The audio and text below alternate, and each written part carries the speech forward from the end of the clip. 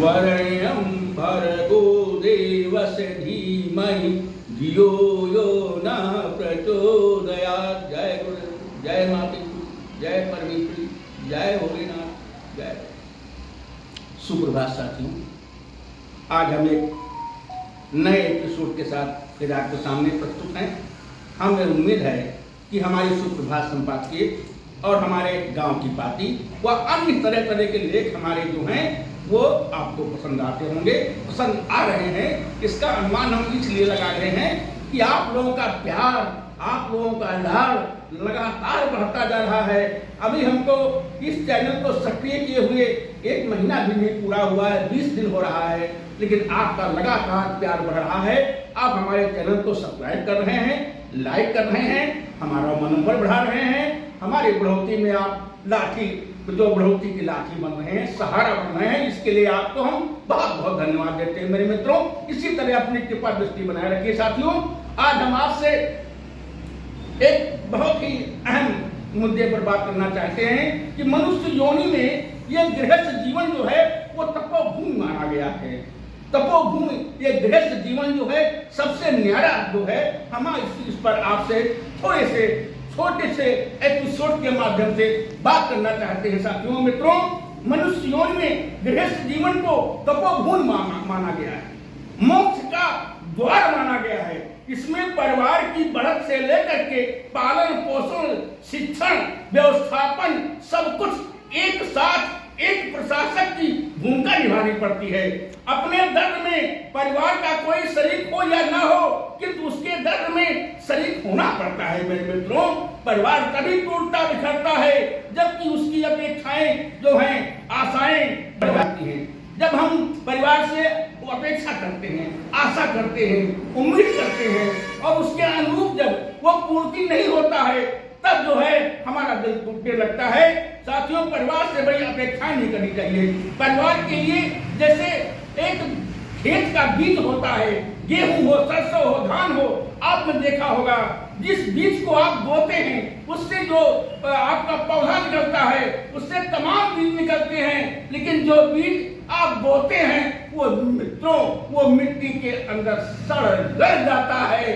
सड़ गल जाने के बाद उसमें से जो पौधा निकलता है वो प्रफुल्लित होता है और वो जो है आगे बढ़ता है साथियों।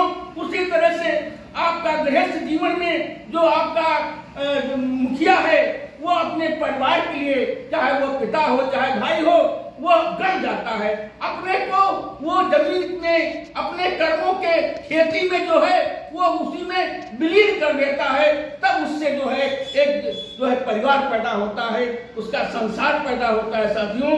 परिवार स्वार्थों से बंधा होता है जिसमें फंसकर मानो अपने जीवन के मूल उद्देश्यों को भूल जाता है और तेली के कोलू के बैल की तरह पूरी जिंदगी उसी के इर्द गिर्द चारों तरफ घूमता रहता है।